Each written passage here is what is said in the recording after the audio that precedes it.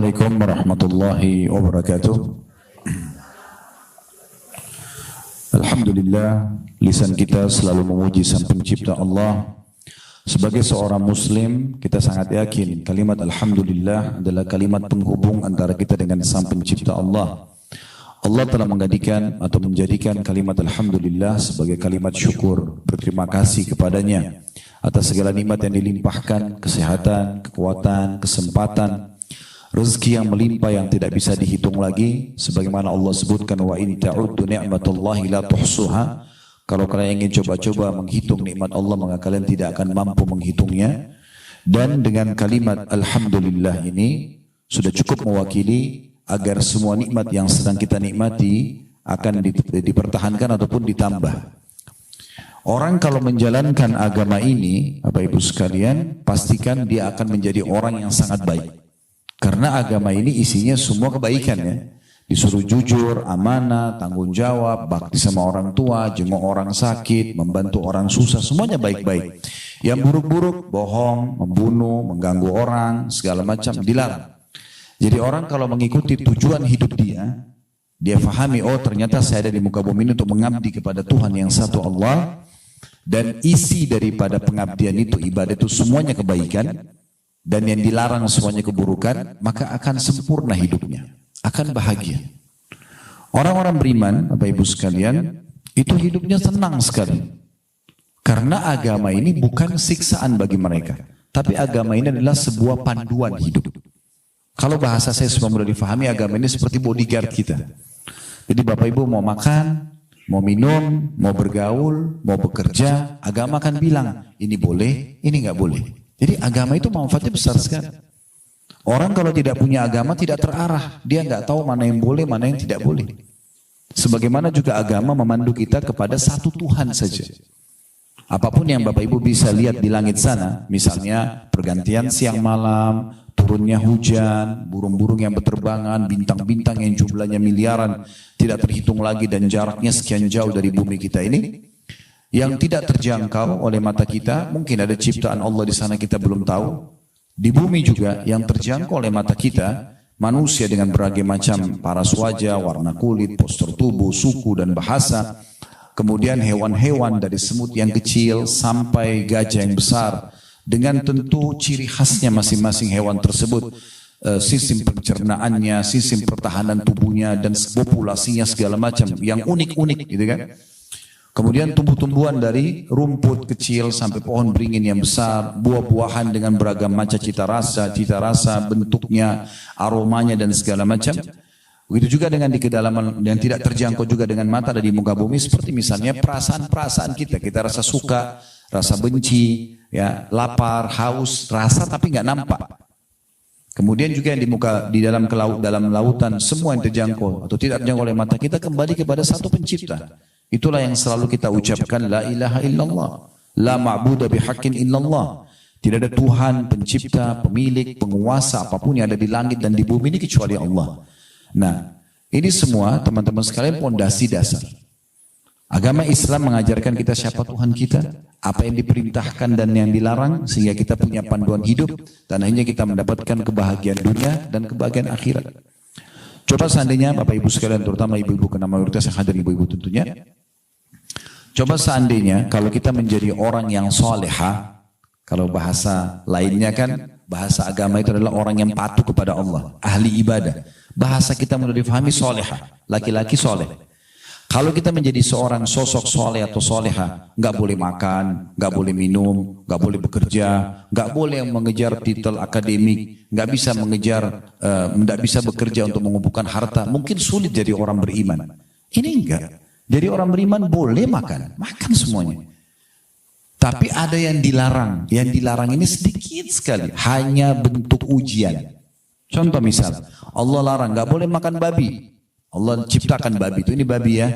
Ini bahasa Indonesianya namanya babi, bahasa Arabnya ini khinzir, bahasa Inggrisnya ini, bahasa Cinanya ini semua. Ini saya haramkan jangan dimakan ya, sebagai bentuk ujian. Tapi di sisi lain Allah kan memberikan kita kebutuhan terhadap protein daging kan. Dari mana dia? Allah ganti dengan sapi, kambing, ayam, kelinci, semua hewan air halal. Artinya Ada yang diharamkan tapi sedikit, hanya untuk bentuk ujian gitu. Ya, menguji hamba ini patuh nggak sih? Gitu. Nah, yang dihalalkan banyak. Andai saja kita dikasih hawa nafsu dan kebutuhan terhadap protein daging itu, dan semua daging diharamkan, wajar orang melanggar. Tapi ini enggak. Begitu juga pada saat Allah haramkan minuman, nggak boleh minum khamar, yang memabukkan nggak boleh. Baik, Allah ganti dengan air, susu, madu, air jamu, apalah banyak yang halal-halal kan gitu. Allah berikan kita potensi suka dengan lawan jenis, ada syahwat. Kalau tidak ada syahwat, tidak ada populasi manusia. Laki-laki buat suka perempuan, perempuan suka laki-laki, terjadilah interaksi biologis. Tapi ada yang haram, zina, ada yang halal, nikah.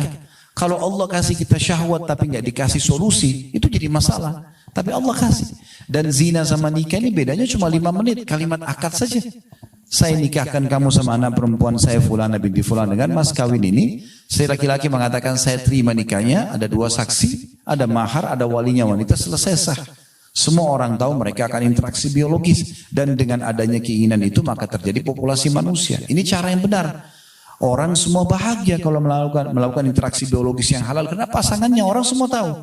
Ibu pun hamil kalau hasil biologis halal, ibu hamil ya bangga, iya nggak apa-apa, nggak malu. Tapi kalau zina, walaupun di hotel bintang 5 ketakutan, khawatir. Akhirnya tidak maksimal biologis yang tadi memang itu adalah potensi dalam diri kita. Anak yang lahir juga nanti tidak jelas statusnya, dikenal dengan anak zina gitu kan. Kalau hamil pun di luar nikah malu, sampai terjadi aborsi misalnya. Berarti orang kalau patuh kepada Allah, dia jadi orang baik dan dia bisa nikmati hidup. Islam tidak pernah melarang setiap penganutnya untuk meraih prestasi tertinggi dari akademik. Boleh sampai jadi profesor, bahkan dimotivasi. Dalam Islam bahkan kata Nabi SAW, talabul ilm faridatun ala kulli muslim. Menuntut ilmu adalah faridah, kewajiban bagi setiap muslim, laki-laki dan perempuan. Kita nggak boleh bodoh, harus pintar, belajar. Islam suruh itu. Begitu juga, kalau ada yang tanya, apa Islam menyuruh kita menjadi orang kaya? Jawaban saya, iya. Iya. Sudah pernah dengar Bapak Ibu sekalian hadis Nabi SAW, pernah ada sahabat miskin datang kepada Nabi SAW bilang begini, ya Rasulullah, sahabat-sahabat kami yang kaya mendahului pahala kami. Karena kami sholat, mereka sholat. Kami puasa, mereka puasa. Tapi mereka punya kelebihan. Karena mereka mengeluarkan harta, disedekahkan yang kami tidak punya. Berarti kan ada pahala plus untuk orang kaya. Lalu apa kata mereka? Ya Rasulullah, tunjukkan kepada kami amalan yang bisa mengimbangi sedekahnya orang kaya. Kata Nabi SAW, baca, habis sholat subhanallah 33. Alhamdulillah 33, Allah Akbar 33.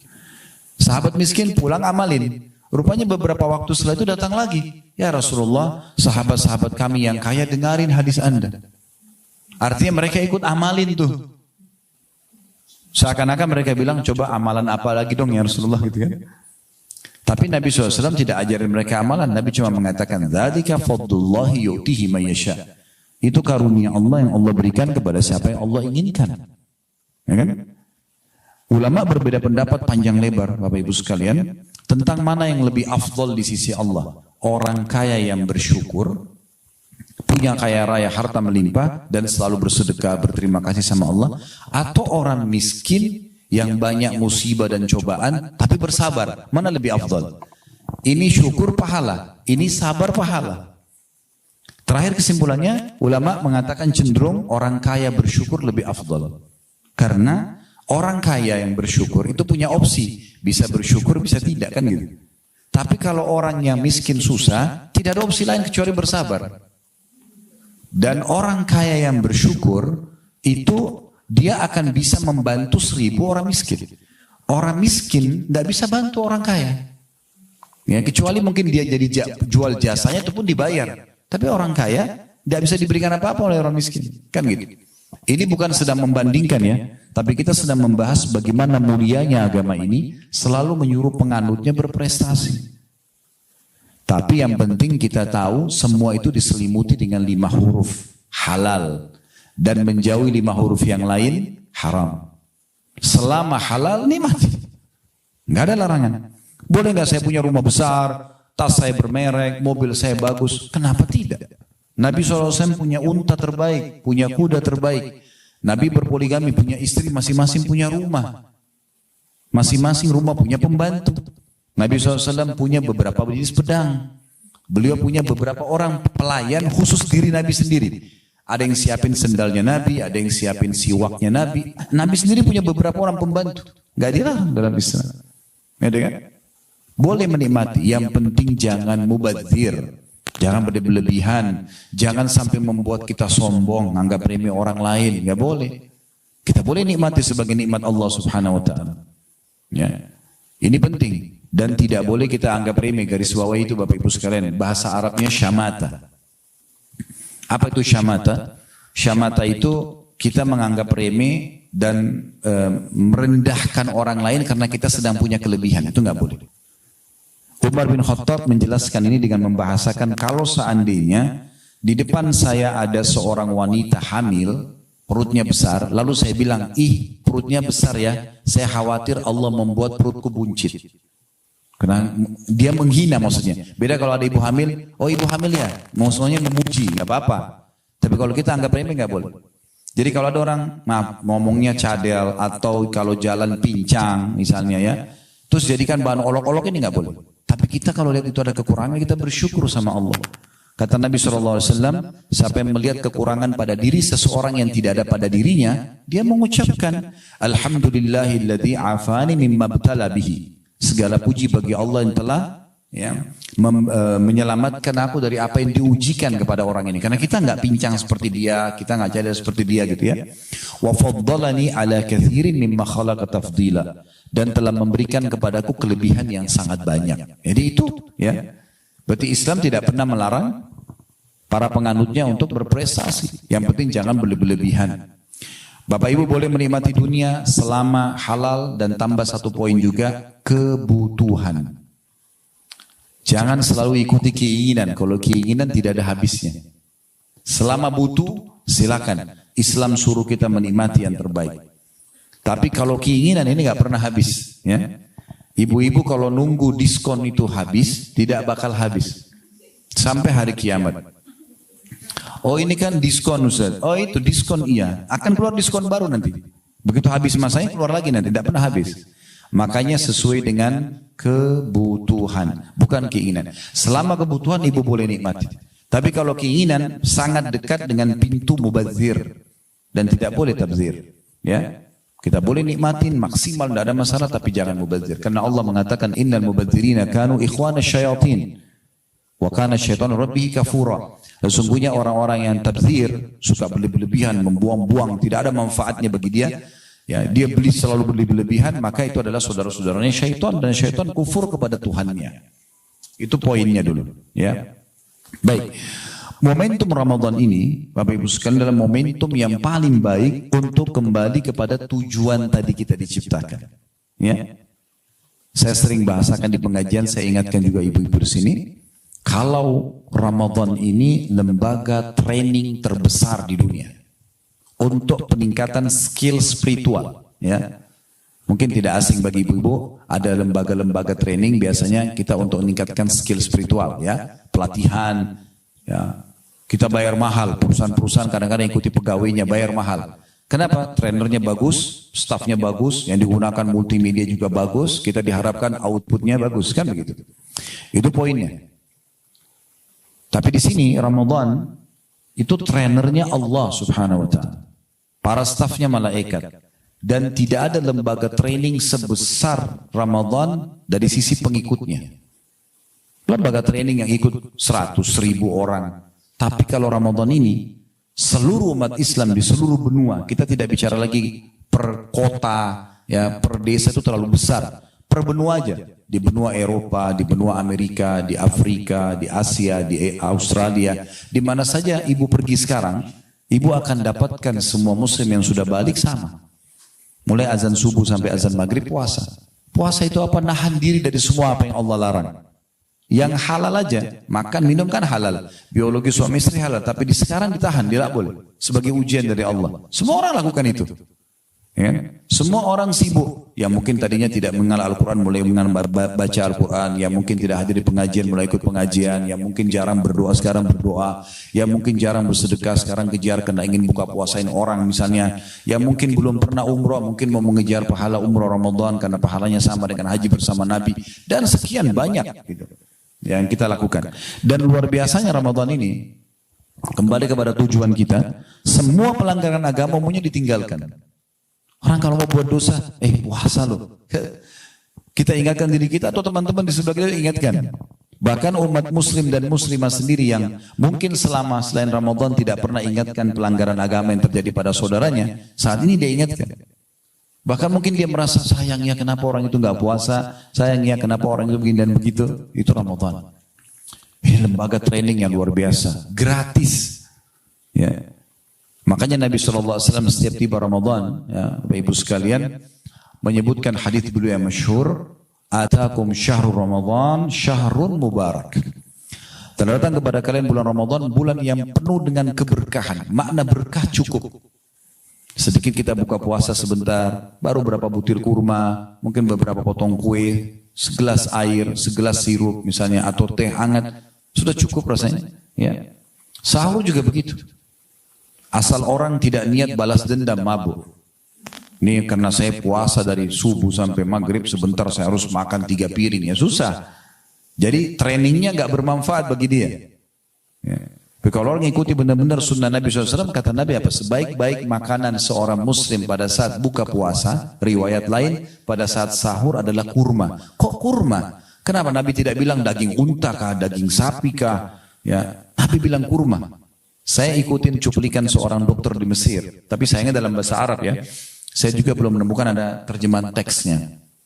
Dokter ini dokter spesialis dan di Mesir, dan beliau sekarang di channelnya cukup banyak, jutaan juga followernya.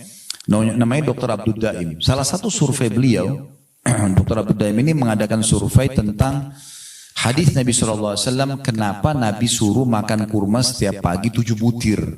Walaupun kurma ajwa ya. Kan kata Nabi SAW, siapa yang makan kurma ajwa Madinah 7 butir di pagi hari, maka dia akan selamat dari semua jenis racun dan sihir. Ya. Makanya waktu corona kemarin kami buat materi khusus corona dan solusinya. Di antaranya kami bahas tentang pentingnya setiap orang konsumsi kurma. Gitu kan. Dan Syekh bin Baz rahimahullah, seorang ulama Saudi, mengatakan kalau yang tidak bisa dapat kurma ajwa Madinah, dia boleh konsumsi kurma apa saja. Nah, tapi Dr. Abdul Daim mengadakan penelitian internasional, ya, dari beberapa kampus-kampus di Eropa yang mengadakan penelitian tentang buah kurma. Ya. Karena bagi mereka unik kurma ini, buah yang paling panjang umurnya, jarang rusak, gitu kan.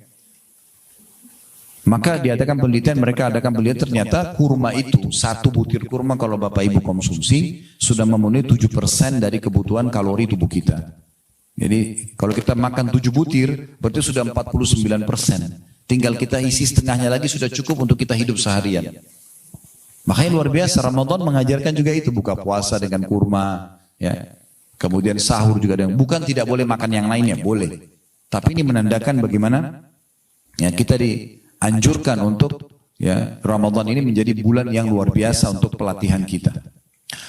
Baik, saya akan coba lanjutkan dulu hadisnya. Kata Nabi SAW, bulan yang penuh dengan berkah, iftarallahu alaikum siyamah. Allah memerintahkan kalian untuk mengerjakan puasa di dalamnya. Ya.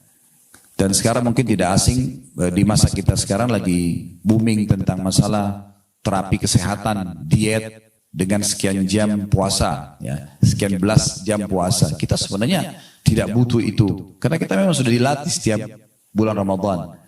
Oleh karena itu nanti kalau selepas Idul Fitri, ibu-ibu saya sarankan ucapkan Alhamdulillah tepat pada tempatnya ya. Kenapa saya bilang begini? Karena banyak orang muslim begitu lebaran Alhamdulillah, tapi Alhamdulillahnya salah tempat. Alhamdulillah tanda kutip lepas dari penjara ibadah. Alhamdulillah tidak lagi puasa, Alhamdulillah tidak lagi sholat, Alhamdulillah tidak lagi zikir, tidak perlu lagi begini dan begitu. Bahkan Alhamdulillah sudah bisa buat dosa. Iya kan? Berhenti pacaran di Ramadan, setelah Ramadan buat dosa kembali. Tidak apa-apa. Kan aneh. Berarti 1 bulan dia latihan ini sayang benar. Coba Bu bayangkan ya, sayang nggak kira-kira? Kita 1 bulan ini, kalau kita 30 hari, tiap hari puasa. Setelah itu ibu nggak pernah puasa. Kan eman benar ya. Perut kita sudah terbiasa, tenggorokan sudah terbiasa. Kalau ibu mulai puasa ini dengan beban, aduh puasa 1 bulan, kayaknya sulit. Jadi sulit. Tapi kalau kita nikmati aja, walaupun kita tidak sahur, cuma sempat minum segelas air, bisa kok. Niat. Innamal a'malu binniyat. Niat itu sugesti. Kalau kita niatnya memang tahan sampai buka puasa pun tidak ada masalah. Saya coba lakukan di Ramadan dan sudah berapa tahun saya jalankan Bapak Ibu sekalian, makan cuma sekali. Buka puasa dengan kurma dan air putih, sholat maghrib. Pulang kalau butuh makan. Kalau tidak habis terawih, makan. Sahur cuma minum air putih, makan mungkin kurma berapa butir, selesai. Dan alhamdulillah, aman-aman saja gitu.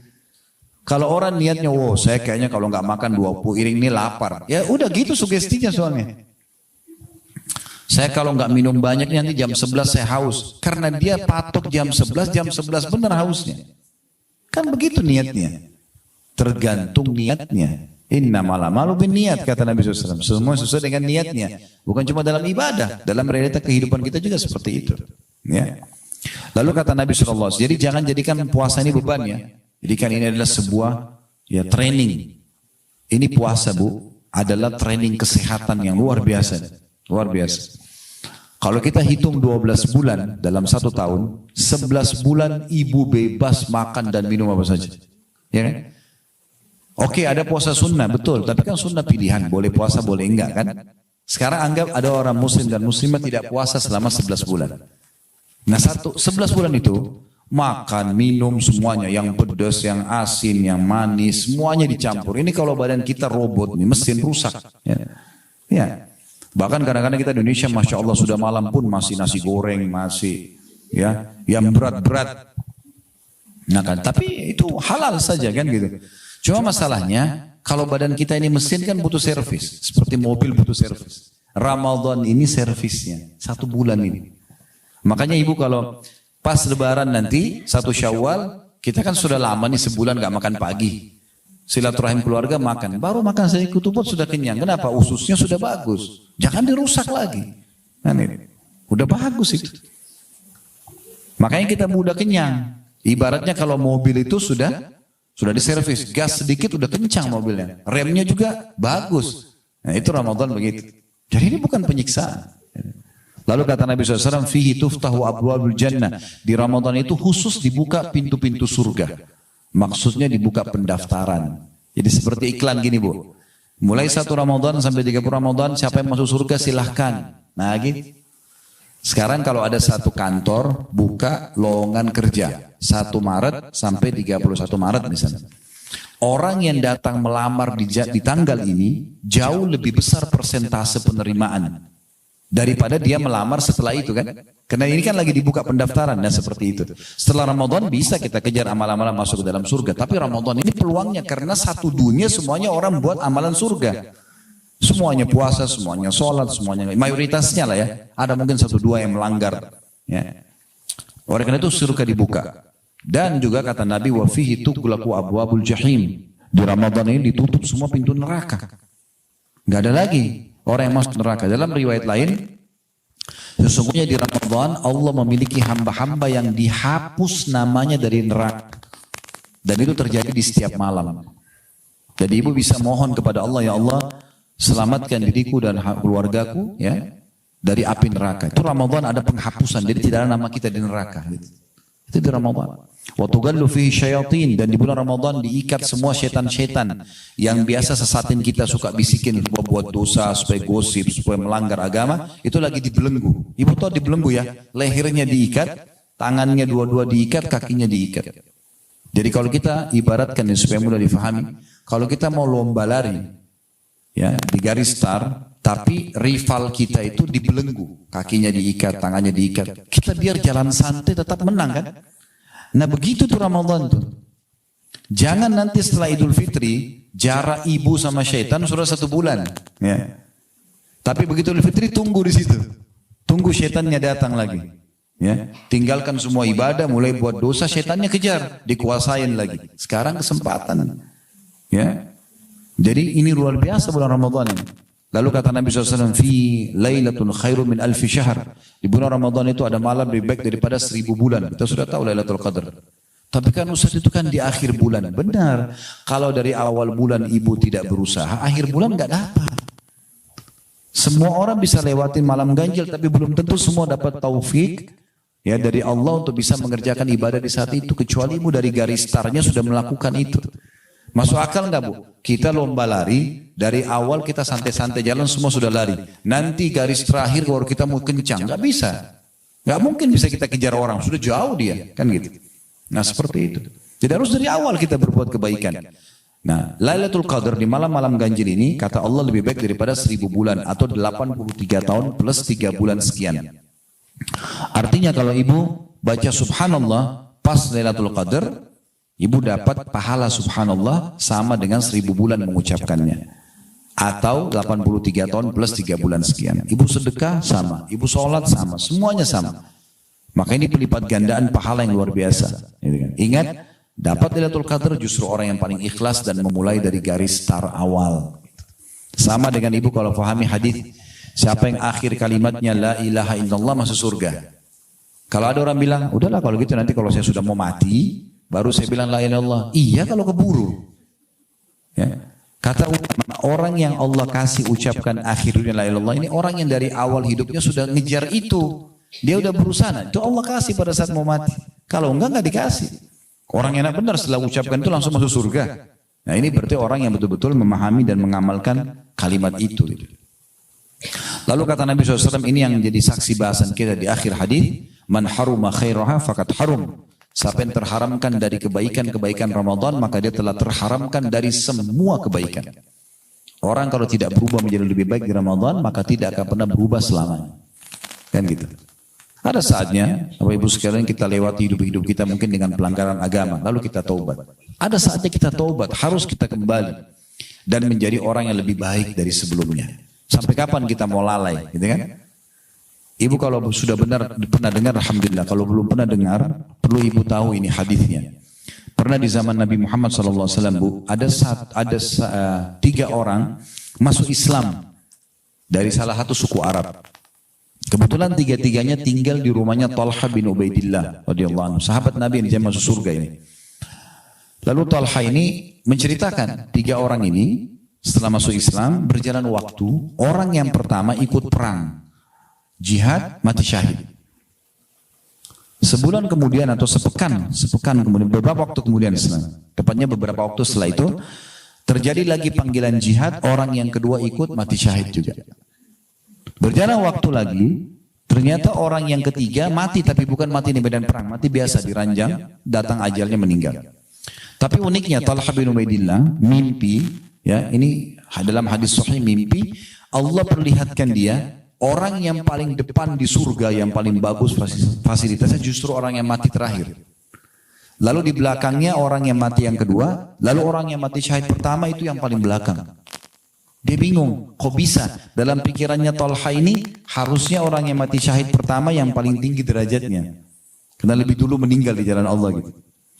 Maka dia kena penasaran, subuh-subuh habis sholat, tanya kepada Nabi, ya Rasulullah, ini gimana ceritanya? Saya mimpi begini nih. Kata Nabi SAW, kenapa kau heran, hai Talha?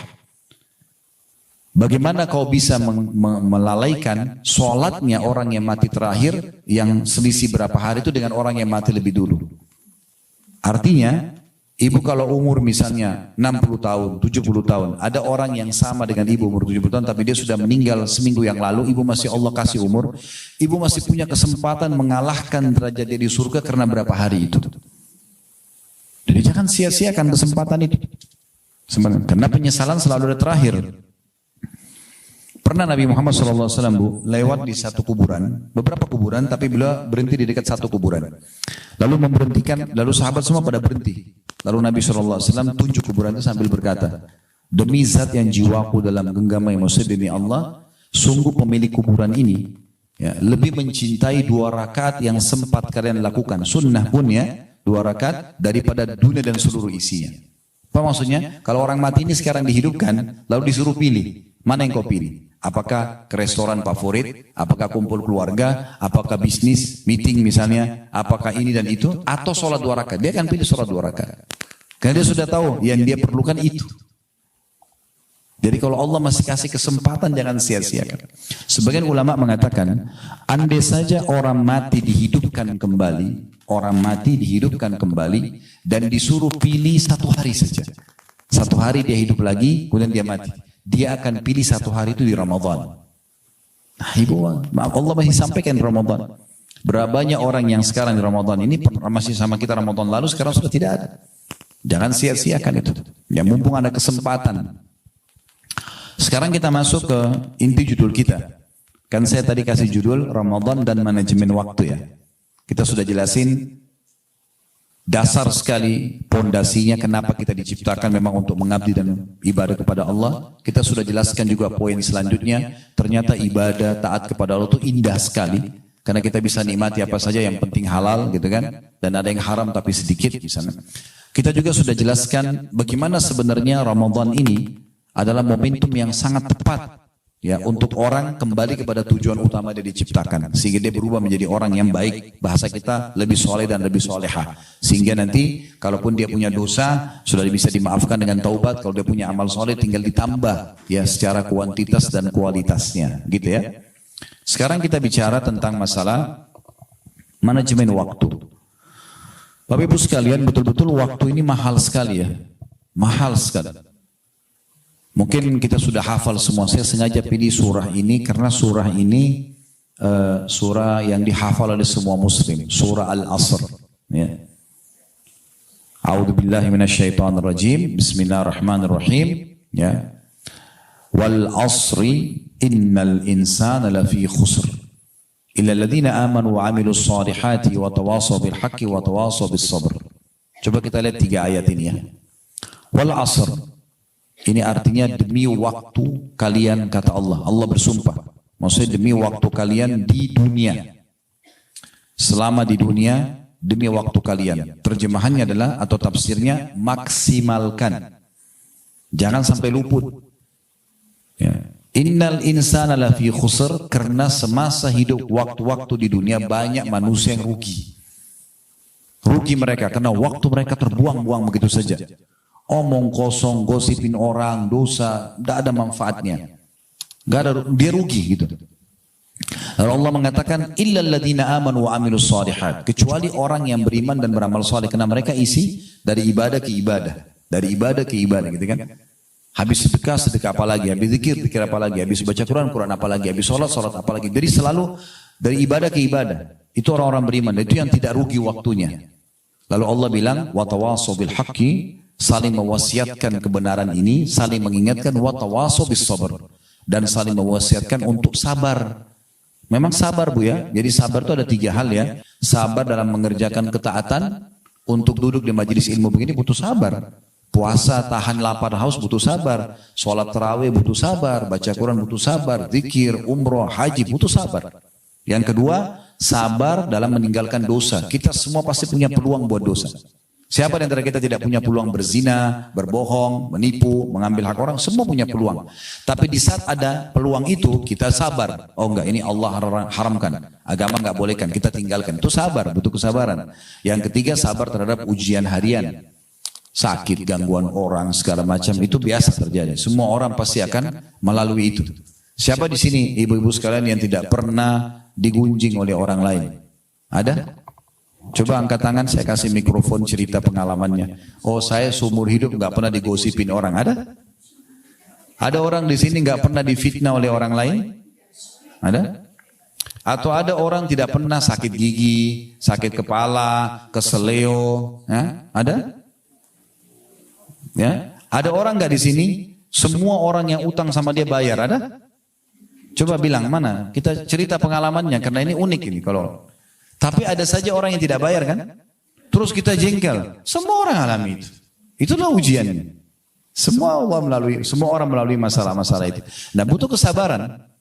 Karena kalau tidak ada ujian, tidak ada pahala sabar. Kan gitu. Sebagaimana juga kalau tidak ada nikmat, tidak ada pahala syukur kan begitu.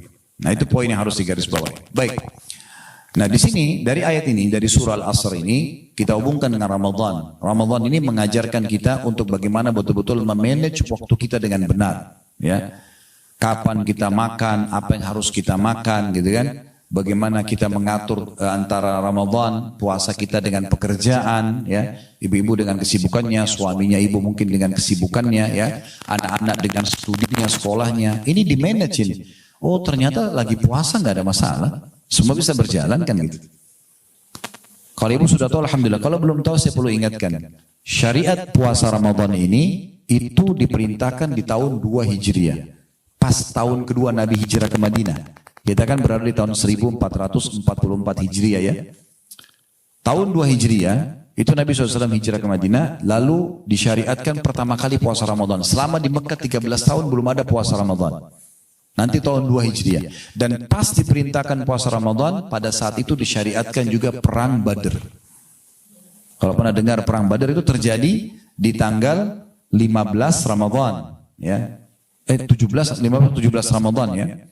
Itu di tahun 2 Hijriah. Jadi sahabat itu lagi ke medan perang, ya ada yang jalan kaki. Madinah Badr itu jaraknya 183 km. Naik mobil aja kecepatan 100 km mungkin bisa 2 jaman lah ya. Zaman dulu itu jauh, orang pakai kuda, pakai unta, udara panas. Juga ada yang jalan kaki. Jauh banget tuh jalan kakinya ya. Dari sini mungkin lewat Bandung kali ya. Melbi, jalan kaki, jauh banget. Tapi orang puasa. Kenapa? Karena mereka tidak jadikan sebagai beban. Mereka nikmati saja. Ya. Tergantung orang mau memanage waktunya seperti apa. Ada manajemen makanan, waktu makanan, minuman, pekerjaan, aktivitas umumnya. Tidak mengganggu semua itu. Ya. Jadi nggak benar kalau Ramadan ada orang malas-malasan itu nggak benar. Nggak benar. Di Ramadan ini Bu, karena kita nggak ada sarapan, nggak ada makan siang, waktu kita lebih panjang. Karena kan biasa orang sarapan, makan waktu, ambil waktu ya, setengah jam, 1 jam, belum persiapannya, belum duduk ngobrol, belum makan. Makan siang, ada orang sampai habisin 2-3 jam, ya, cari restoran yang dia suka, mungkin sedikit jauh, kemudian dia makan, ngobrol sama teman-temannya, sama keluarganya, kan banyak. Tapi ini betul-betul tidak ada. 1 bulan tidak ada sarapan, tidak ada makan siang. Waktu kita panjang banget ini, luar biasa, keberkahan. Nah di sini kita diajarkan untuk supaya memaksimalkan waktu itu. Perhatikan sabda Nabi SAW dalam hadis riwayat Bukhari Muslim, ni'matani magbunun fihi ma katsirun minan nas. Ada 2 nikmat yang banyak luput dari orang-orang. As-sihhatu, kesehatan, wal faragh, dan waktu luang. Ya. Jadi kalau ibu lagi ada waktu luang kayak Ramadan ini, ibu gunakan maksimal. Yang belum bisa baca Quran, maaf, belajar Al-Quran, makharij hurufnya, panggil guru, belajar, ikut online. Yang sudah ngaji, belajar tafsirnya, tadabbur ayat, gitu kan. Ikut dalam majelis ilmu misalnya, diisi gitu dengan hal-hal yang positif. Jangan ibu pada saat ada waktu lowong, ini lagi santai, misalnya kemudian buka kontak, cari siapa temannya yang sedang bermasalah. Lalu kemudian WA, assalamualaikum, ada masalah apa, curhat aja. Kenapa cari masalah ini? Kenapa mau dengar masalahnya orang? Masalah kita aja masih banyak gitu kan. Nggak usah jadi pahlawan. Kalau ibu ahlinya, ibu seorang ustadz atau ustadzah, ibu seorang psikiater misalnya, memang orang konsul, dokter, lain. Tapi kalau kita untuk apa? Akhirnya ibu jadi jengkel karena dia lagi ribut sama suaminya. Oh memang suami kamu itu buruk. Ibu dosa juga. Padahal belum tentu dia benar ya. Dan kita perlu tahu Bu ya, ibu perlu garis bawahi. Untuk ya berbicara dengan ahlinya, misalnya sama ustadz atau ustadzah, atau itu kalau masalah agama atau masalah penyakit misalnya sama dokter, ingat konsultasi, bukan curhat. Ya. Apa itu konsultasi? Ustadz, suami saya ucapin kalimat cerai, jatuh nggak? Itu konsultasi. Kita jelasin, ustadznya jelasin. Oh kalau dia dalam kondisi sadar, jatuh Bu, selesai. Ustadz saya mau cerita dulu ya. Nih ceritanya bulan lalu, panjang tuh, dari bulan lalu. 30 hari pulang, mundur ke belakang, semua masalahnya baru terakhir, jatuh nggak tolaknya. Kenapa nggak ini aja? Curhat itu Bu, hanya kepada Sang Pencipta Allah. Ibu mau tenang, dengarin saran saya. Ada masalah apapun, wudu, pakai mau kena, sujud. Jangan angkat kepala dari sujud, kecuali sudah tuangkan semua sama Allah. Ya Allah saya sakit, ya Allah suami saya begini, ya Allah anak saya. Sama Allah, biarin Allah, karena yang ciptakan kita Allah, yang ciptakan masalah itu Allah, yang bisa berikan solusi hanya Allah. Sebagaimana nikmat juga kalau ada, yang ciptakan kita Allah, yang ciptakan nikmat itu Allah, yang bisa pertahankan hanya Allah. Kenapa harus kembali kepada selain Allah? Kalau pernah dengar nama ini, alhamdulillah. Kalau belum dengar, ada satu ulama tabi'in. Tabi'in ini generasi setelah sahabat ya. Namanya Sufyan Ats-Tsauri rahimahullah. Beliau tinggal di Mekah dulu. Muridnya Abdullah bin Umar radhiyallahu anhuma. Orang ini dikenal dengan dapat julukan Sajjad. Suka sekali sujud orangnya. Dikatakan dia punya masalah apapun, walaupun kecil sampai masalah besar, pasti sujud dan tidak mau angkat kecuali sudah dituangkan semua sama Allah. Udah. Jadi Allah akan selesaikan. Apa kata Nabi SAW? Siapa yang menghadapi masalah, mengembalikannya kepada Allah, dia akan temukan jalan keluarnya. Siapa yang punya masalah, tidak mengembalikan pada Allah atau bergantung pada manusia, Allah akan biarkan dia dengan masalahnya. Tidak akan ada selesai. Ibu ceritain masalahnya dengan temannya. Temannya punya pemikiran yang berbeda. Maaf, ibu punya masalah rumah tangga. Ibu bicara sama, ini saya tidak tahu, ibu saya tidak kenal di sini. Jangan tersinggung dengan saya kalau sebut ini ya. Misalnya dia konsen sama seorang janda, gagal rumah tangga. Lalu dia sebutkan, suami saya begini. Saran dia apa? Cerai. Karena sama statusnya kan. Udah cerai aja, saya juga begitu kok. Nah, jadi salah. Harus sama orang yang tepat. Mana orang yang sudah berumah tangga 30 tahun, 50 tahun sukses. Nah itu konsultasi itu benar. Tidak boleh. Pernah ada kasus rumah tangga bercerai, Bapak Ibu sekalian, hanya karena si istri suka curhat sama adiknya yang masih gadis. Ngerti apa sih adik ini? Karena adiknya ini sudah bingung setiap kali ada masalah selalu tuangkan, kakaknya tuangkan ke dia, kak cerai aja kak, untuk apa? Dia nggak ngerti karena dia belum punya suami, dia nggak paham.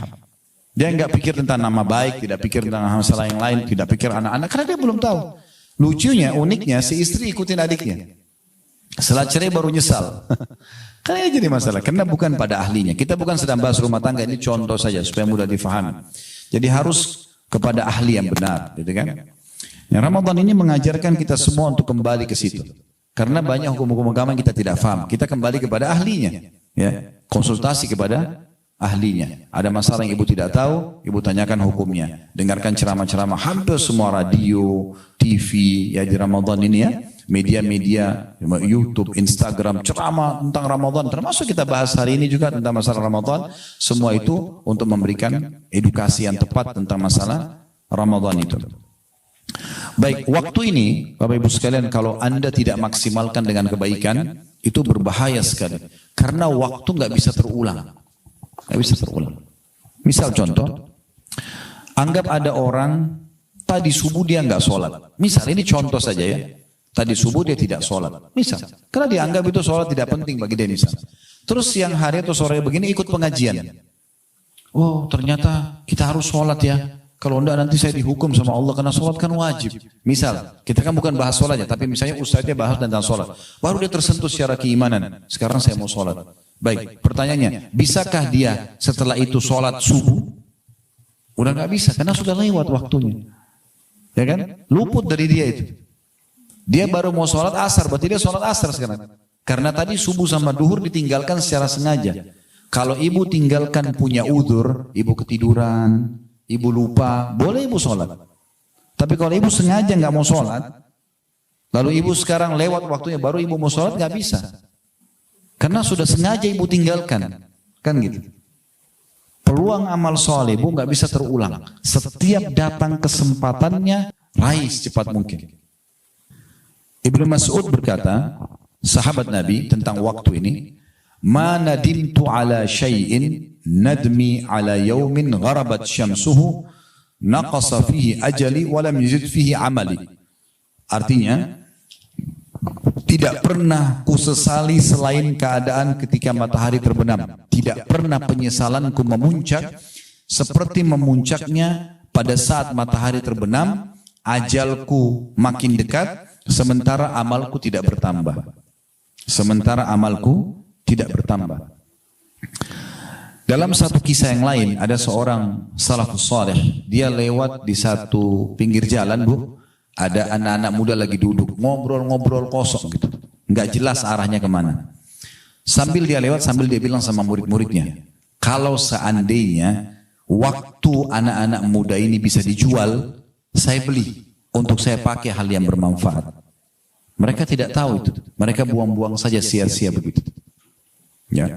Sebagai penutup perkataan Hasan Basri, min alamati i'radillahi 'anil 'abd, salah satu tanda Allah itu menjauh dari seorang hamba, ayyaj'al syughlahu fima la ya'nihi khudlanan minallahi azza wa jalla. Salah satu bentuk Allah menjauhkan dia dari seorang hamba karena dia suka buat dosa adalah Allah menjadikannya sibuk dalam hal sia-sia sebagai tanda Allah menelantarkannya. Jadi kalau ibu misalnya, maaf saya bahasakan ini, kalau ibu misalnya azan, terus kuping kita ini kayak dengar azan itu. Terdengar yang mikrofon masjid, hayya ala sholat, lagi di jalan kah, lagi di rumah kah, Allah sedang sampaikan peringatannya. Ingat bu, Allah nggak akan turunkan tangan dari langit, ayo sholat, enggak. Allah berikan kita pendengaran, Allah berikan kita penglihatan, Allah berikan kita hati. Allah turunkan Al-Quran itu dibaca, tinggal kita mau. Allah bilang, faman sya'a falyu'min wa man sya'a falyakfur. Yang mau beriman silakan, mau beramal saleh silakan, yang mau kufur silakan. Allah tidak pernah larang. Tapi ingat bu ya, nanti orang hari kiamat masuk ke neraka, dia masuk neraka dalam kondisi mengakui keadilan Allah. Karena Allah tidak pernah suruh dia berzina, tidak pernah suruh dia berbohong. Allah larang, sudah turun dalam kitab. Dan Allah juga tidak turunkan malaikat, ayo kamu nggak boleh ini, nggak boleh dipaksa, nggak dipaksa. Seperti sudah turun peringatan. Maka orang yang cerdas adalah orang yang selalu engah dengan masalah ini. Siapa ada peluang amal soleh jangan sia-siakan. Siapa ada kesempatan dosa maka hindari. Kalau pernah berbuat segera taubat kepada Allah subhanahu wa ta'ala. Terakhir bu juga saya tambahkan ini. Hari ini, detik ini sekarang yang kita sedang duduk di rumah ini, sedang pengajian ini adalah hari emas ibu. Umur kita yang sebenarnya adalah umur ya yang sudah berlalu. Kedepannya jangan mengkhayal. Ya. Siapa di antara kita umur 40 tahun itulah umur dia 40 tahun sampai hari ini. Umur 50 tahun itu 50, 60 tahun 60 tahun, 70 tahun 70 itulah umur dia. Karena sudah dia nikmati dan lalui. Sampai hari ini. Kalau dia masih hidup hari ini maksimalkan. Besok tanda tanya, kita tidak pernah tahu. Sesekali ibu boleh buka cuplikan di YouTube judulnya mati tiba-tiba, bukan menakut-nakuti. Lihat orang lagi jalan meninggal, lihat orang lagi ngobrol meninggal, itu bisa terjadi. Ingat bu, rumah sakit dengan seluruh staf dan pasiennya, kalau kita jumlah, saya tanya, mana lebih banyak? Mereka atau orang yang lula-lalang depan rumah sakit? Mana lebih banyak bu? Hah? Orang lula-lalang. Artinya orang mati dalam kondisi sehat lebih banyak daripada orang sakit. Jangan mengkhayal masuk ICU baru meninggal. Belum tentu kita masuk ICU. Kan gitu. Jadi maksimalin. Juga agama ini hanya datang peringatan seperti ini bu. Kami para ustadz dan para dai hanya bisa menceramai dan menyampaikan seperti ini. Semua keputusan di tangan bapak ibu sekalian. Bapak ibu mau mengambil ini sebuah nasihat. Karena kita semua di sini duduk bukan untuk seremoni saja meramaikan atau testimoni coba-coba. Kita memang untuk belajar kan gitu. Maka kalau ada poin penting, pelajaran penting ambil dan terapkan. Kalau bukan ibu, lalu siapa yang akan mengubah? Harus diri kita sendiri. Dan saya sarankan juga, kalau ibu mau berubah menjadi orang yang lebih dekat kepada Allah, lebih dekat dengan agama, mumpung momentum Ramadan, jangan setengah-setengah. Kalau mau hijrah, mau jadi orang baik, 100% sekaligus jadi orang baik. Jangan dicicil-cicil. Ya. Sekaligus jadi orang baik. Tadi tidak sholat sekarang. Kalau pun wajib sama sunnah, kerjakan semua. Gitu kan? Kerjakan semua, jangan setengah-setengah. Tadinya enggak puasa, sekarang puasa full. Tadinya tidak pernah baca Quran, sekarang full. Gitu kan?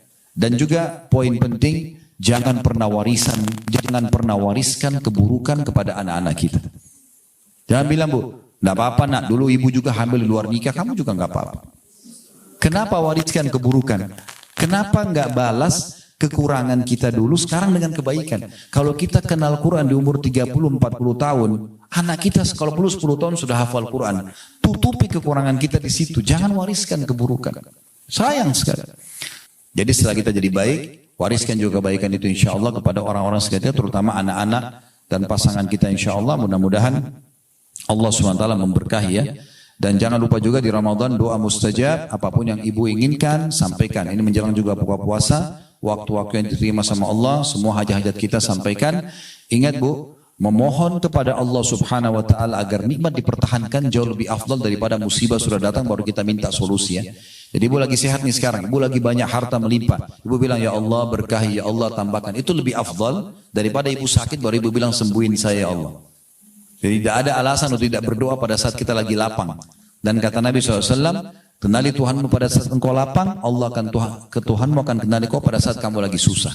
Kalau kita lagi susah, ibu mau Allah berikan solusi, justru pada saat lapang seperti sekarang, kita banyak ibadah kepada Allah Subhanahu wa taala. Ini bahasan kita insyaallah. Mungkin begitu saja, mudah-mudahan bermanfaat. Subhanakallahumma bihamdika asyhadu an la ilaha illa anta astaghfiruka wa atubu ilaik. Wassalamualaikum warahmatullahi wabarakatuh.